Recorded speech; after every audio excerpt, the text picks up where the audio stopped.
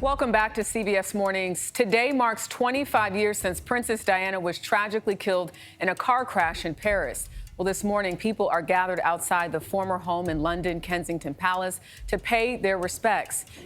The folder lands on the table with a slap that stops every conversation in the room. William, Prince of Wales, does not sit. He stands over the document, jaw tight, reading the same line 3 times. Forward-looking unity. The phrase sits there in clean black type, printed by people paid to make the past disappear. His thumb presses against the edge of the page until the paper bends. Across from him, an aide clears her throat and reaches for the folder. He moves it half an inch out of reach. The gesture is small. Everyone notices it anyway. Outside the window, Kensington Palace hums with its ordinary afternoon.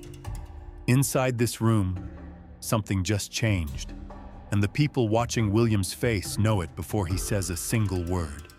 He closes the folder. He looks up, and the question he asks is quiet enough that 2 advisors lean in to hear it.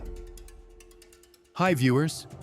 Before we go deeper, tell me in the comments. If someone tried to erase the memory of a person you loved, would you stay silent or would you fight back? Drop your answer below, because this story is built on exactly that choice. What William is holding is a new communications plan. A polished, expensive strategy designed to modernize the royal image. Less old history, fewer reopened wounds. More of that bright, weightless future the marketing people love. To most of the staff, it reads like progress. To William, it reads like a funeral with no name on the headstone, because the history they want to soften is hers. Diana, Princess of Wales, his mother. He has spent his whole life learning to swallow things. The cameras, the whispers, the version of his family the public is allowed to see. He learned young that silence is the family business. But this is different. This is not protecting a secret. This is editing one out of existence. Somewhere in another wing of royal life, a phone rings in the office of the one person who has watched this institution longer and colder than anyone alive. The one person nobody expects to take a side. She answers on the second ring. And what Anne, the Princess Royal, says next will pull her straight into a fight the palace thought it had already buried. Anne does not raise her voice. She never has to. She sets the phone down, walks to a cabinet, and pulls a thin file she has kept for 30 years. The handwriting on the label is her own. Inside are notes nobody asked her to keep. Records of every time the monarchy quietly rewrote a woman out of its story and called it modernizing. She has seen this exact move before. She knows how it ends. To understand why Anne picks up that file, you have to understand the 3 women at the center of all of this, because they represent 3 completely different kinds of power, and the palace has never been comfortable with any of them. Diana built her power on feeling. She walked into hospital wards no royal would enter. She held hands the rules said she should not hold. The public loved her because she understood pain in public, and that love made her larger than the building she lived in. When she died in 1997, that love did not die with her. It hardened into legend. Anne built her power on duty. While the headlines chased everyone else, she became the hardest working member of the family, year after year, hundreds of engagements with no drama attached. She understood something Diana never had the time to learn, that the institution does not reward emotion. It rewards the ones who show up and say nothing. And Camilla, now queen, built her power on endurance. She survived decades as the most criticized woman in Britain. She outlasted the jokes, the protests, the front pages. She married into the role the public swore she would never hold, and she held it anyway. That kind of survival builds its own quiet army of people who will protect her. Arguably, one of the biggest impacts she had on this country was to make the royal family a little bit more relaxed, a little more down to earth, perhaps even a bit more human. 3 women. Affection. Duty. Legitimacy. 3 kinds of strength the palace has spent years trying to balance like glass on a wire. Anne understands the danger before William does. She has watched long enough to know institutions rarely erase people loudly. They do it politely, with nice phrases, with strategy folders and forward-looking language. She opens her own folder one more time and stops on a single page she marked years ago. William has been quietly pulling something from the archives, something with Diana's name on it. And Anne realizes the boy she watched grow up already knows more than he is letting anyone see. The seating chart changes overnight, and within hours, the whispering starts.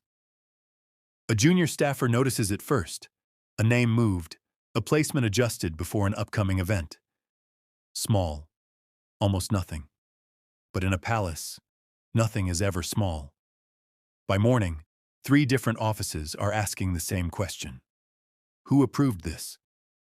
The answer travels fast, and it lands hard in Camilla's circle. The tension here is old, and it never fully went away. It only learned to wear good manners. On one side stands tradition, the smooth, managed monarchy that survives by controlling its own story. On the other side stands the memory of a woman who refused to be managed, and a son who is done watching her get filed away. William starts showing up differently. He reviews patronages his mother once held. He asks about charities tied to her name, the ones the new strategy wanted to quietly retire. He does not announce anything. He just begins moving pieces, slow and deliberate, like a man who has finally decided where he stands. Anne places herself beside him at the next official appearance. Not in front. Beside. To the cameras, it means nothing. To the people who actually run this family, it is a message in capital letters. The Princess Royal, the loyal one, the steady one, the one who never picks sides, has just picked one. Camilla's relatives read it exactly that way. In private rooms, they begin to talk.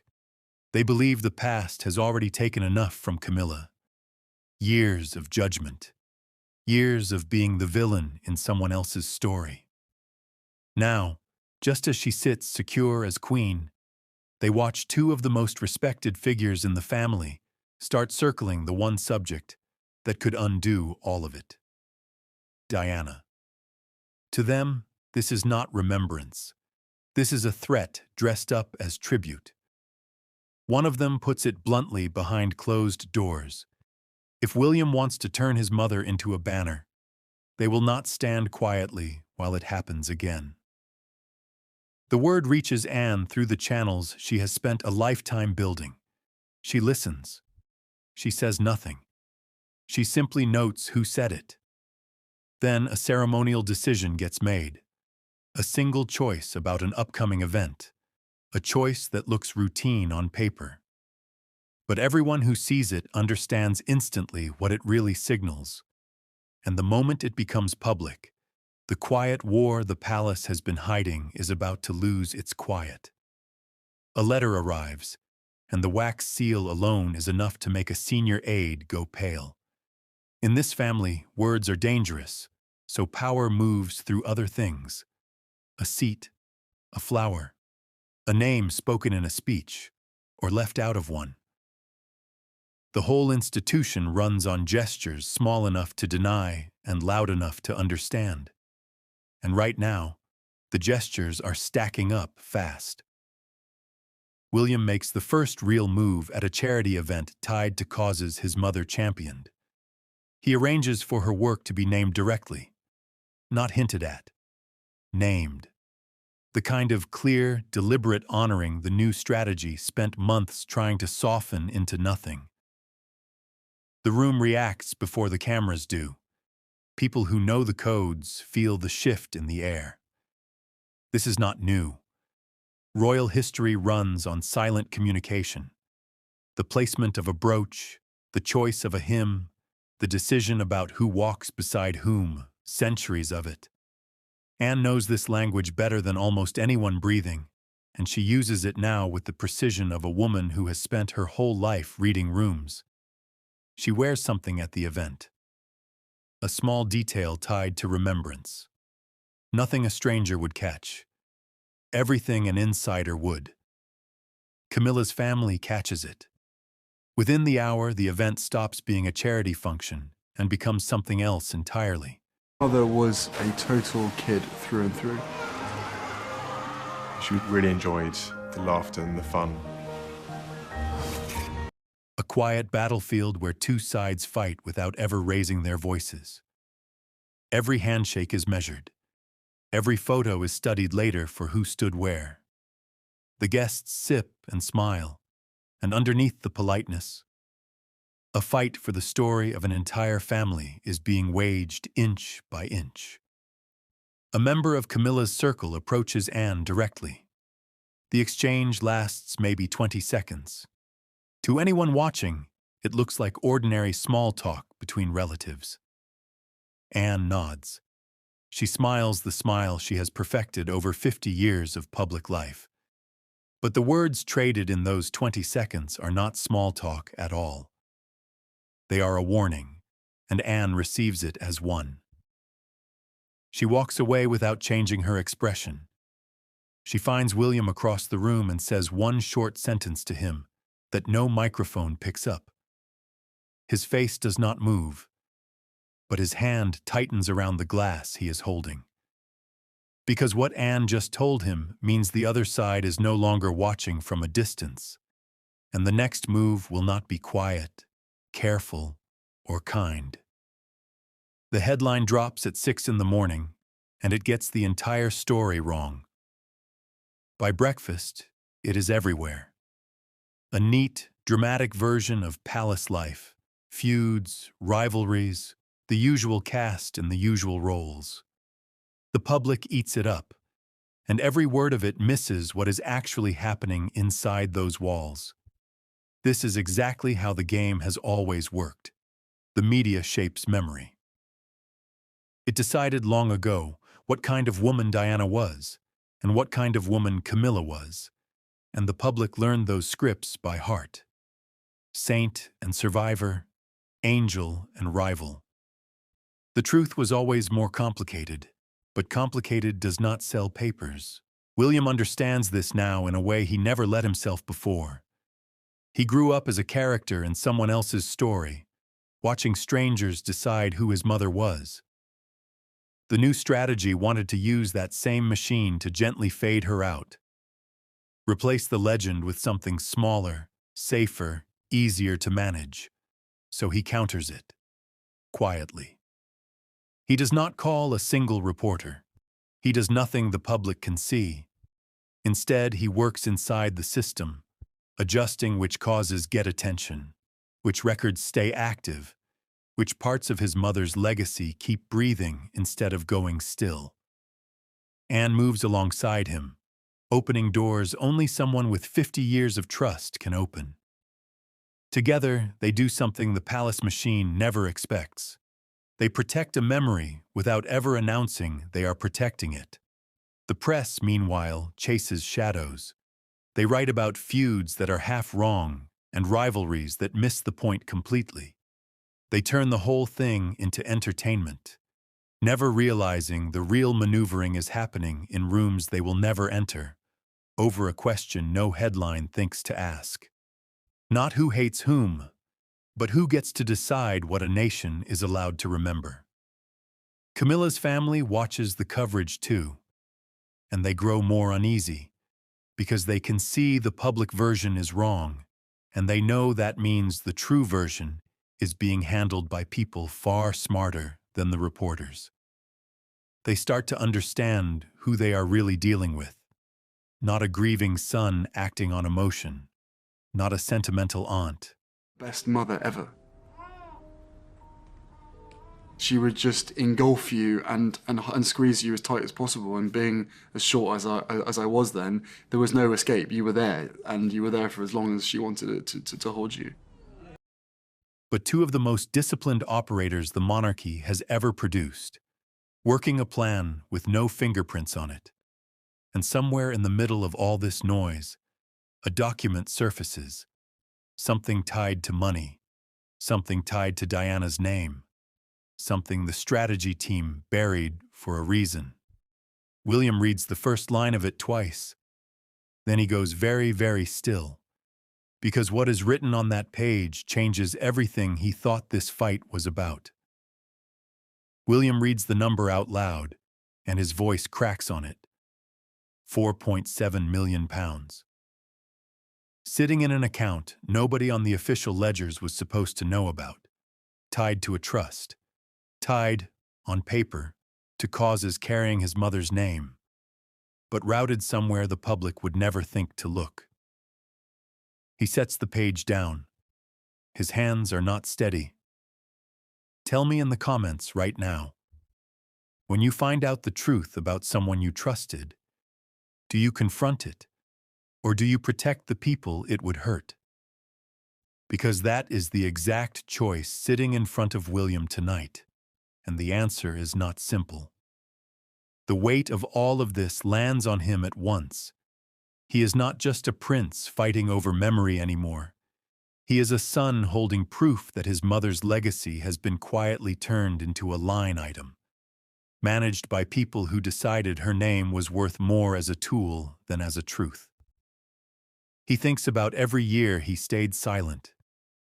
Every time the family taught him that grief is a private thing, to be folded up and put away where the cameras cannot reach.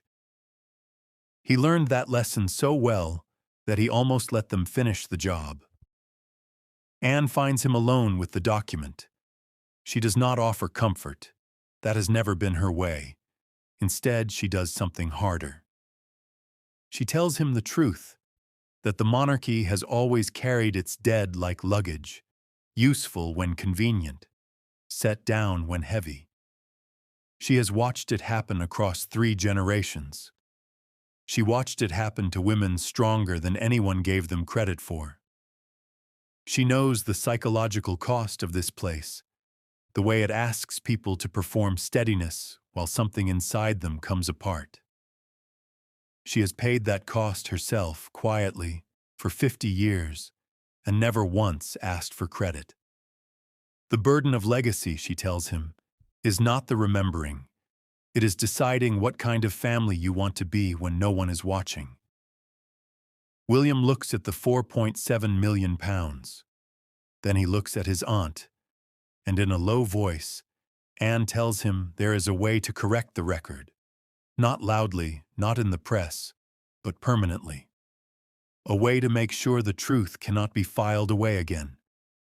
But it means crossing a line the family has never let anyone cross. And once they cross it, there is no walking it back. The meeting is set for 7 in the morning, and Anne arrives at 6. She has done this her whole life. Show up before everyone else. Know the room before the room knows itself. By the time the advisors file in with their coffee and their tablets, she is already seated, already certain, already 3 moves ahead of people half her age. William walks in last. He sits beside her. The message is the same as before, only louder now. What follows is not a fight. It is a lesson in how real power moves when it stops asking permission. Anne has spent decades building something nobody fully mapped, a web of trust across patronages, charities, and offices that answer to her and her alone. Hundreds of engagements were never just ribbon cuttings. They were deposits, favors banked, loyalty earned one quiet handshake at a time. And now she begins to spend it. Patronages shift, appointments get rearranged, causes tied to Diana's name, the ones marked for quiet retirement, suddenly find new and powerful champions overnight. None of it looks dramatic from the outside. Each move is defensible, ordinary, easy to explain. Together they look like a tide turning. William learns fast. He watches how Anne never threatens, never raises her voice, never gives anyone a quote to leak. She simply makes the right thing, the easy thing, and the wrong thing impossible. He starts doing the same, mirroring her. And for the first time, the public appearances honoring his mother stop feeling like grief and start feeling like strategy. My mother cherished those moments of privacy and being able to be that mother rather than the Princess of Wales. Camilla's circle notices the change in days. They expected emotion. Emotion is easy to manage. What they get instead is discipline, and discipline scares them, because you cannot wait out a disciplined opponent. You cannot let them burn through their anger and tire themselves out. They do not tire. One of Camilla's closest relatives makes a phone call to a contact inside Anne's network, trying to find out how deep the planning goes. The person on the other end of the line hangs up without a word, and that silence tells Camilla's family everything they did not want to know. Anne's influence runs deeper than they ever measured, and the fight they thought they could contain has already slipped out of their hands. The ceremony is supposed to last an hour. The thing that happens inside it changes the family forever. It is a public event, cameras everywhere. The kind of polished occasion the monarchy does in its sleep. William speaks, and in the middle of carefully approved remarks, he names his mother's work directly, fully, with a weight the strategy team spent months trying to erase. The room goes quiet. Then it does the one thing the palace cannot control. It responds. Applause. Real applause. Warm and immediate. The sound of a public that never forgot her and never agreed to. The cameras catch all of it. Within minutes, the clip is everywhere, and the carefully managed narrative the advisors built simply dissolves in real time. This is the moment everything turns, because the public attention does not fade by lunch. It grows. Old footage of Diana resurfaces. People share it, talk about it, demand to know why anyone ever tried to quiet it. The very memory the strategy wanted to fold away becomes the most powerful living force in the family overnight. And William and Anne are standing right at the center of it. What no one outside knows is what made the moment possible. The £4.7 million. The trust. Days earlier, working quietly, Anne had the financial irregularity flagged through proper internal channels, not as a scandal, but as a correction. Under the Charities Act 2011, funds tied to a named cause cannot be quietly redirected away from their stated purpose. The paperwork that buried Diana's legacy had also broken a rule, and rules, unlike feelings, cannot be spun. The money goes back where her name said it should. Legally, permanently. On the record. Camilla's relatives watch the ceremony and the coverage that follows, and their unease turns to open fury behind closed doors. They believe they have just watched the past reach forward and grab the present by the throat. They believe Camilla, who survived everything, is being slowly pushed back into a story she spent her life escaping. In a private room, one of them says the words plainly, "This means war." It is not shouted. It is not threatened. It is simply stated, the way people state facts they have already decided to act on. And as that single sentence settles into the silence, an unspoken war the cameras will never see begins in earnest, with William and Anne on one side, and a family that has run out of patience on the other. The phone call comes at midnight. What effect did the depression have on your marriage? Well, it gave everybody a wonderful new label. It's Diana's unstable, and Diana's mentally imbalanced. and unfortunately that seems to have stuck on and off over the years. And the voice on the line is shaking. It is an advisor, one who has served the family for years, and the news is the kind that does not wait for morning. Camilla's circle has pushed back hard, through channels of their own, and now both sides stand one wrong move away from a public rupture that could damage the entire monarchy. William does not flinch. He has learned too much for that now. The institution faces pressure from two directions at once. Outside, a public newly reminded of how much it loved Diana. Inside, a family fracturing over a wound everyone hoped time had closed. The walls that protect the monarchy work both ways. They keep the truth in just as hard as they keep the world out. And right now, the truth is pushing to get free. Anne sees the danger clearly, and she does the thing only she can do. She refuses to let it become a war fought in headlines. She moves through the night the way she has moved through her entire life. Quietly, precisely. She speaks to the right people in the right order. She reminds Camilla's circle, without ever making a threat, that the corrected record is legal, final, and beyond argument. The money is back. The Charities Act made the correction clean. There is nothing left to fight, only something left to accept. And then she offers them the one thing William, in his grief, almost forgot to leave on the table. A way out with dignity. No public loser. No fresh humiliation for a queen who already survived a lifetime of it. This is the heart of what Anne understands, and the strategy team never did. A silent correction, made permanent, outlasts any shouting match. You do not have to defeat people to win. You only have to make the truth impossible to erase, and then let everyone keep their pride. Diana's legacy is protected, not with a scandal, not with a public execution of anyone, with a record set straight and locked in place. By dawn, the rupture that could have shaken the crown quietly closes.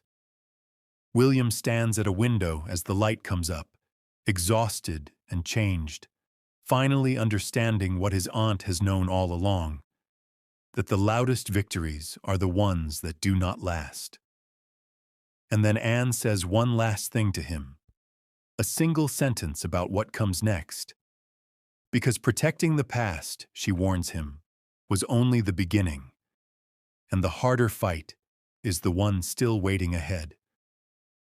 William walks into his mother's old study alone, and for the first time in years, he does not feel like he is visiting a grave. The room is the same. The light is the same. But something in him has settled. He came into this fight as a grieving son. He leaves it as a man who finally understands the difference between remembering someone and protecting them. He thinks about the £4.7 million back where it belongs. He thinks about a record that can never quietly disappear again. None of it brought her back. He knows that. But it kept her real.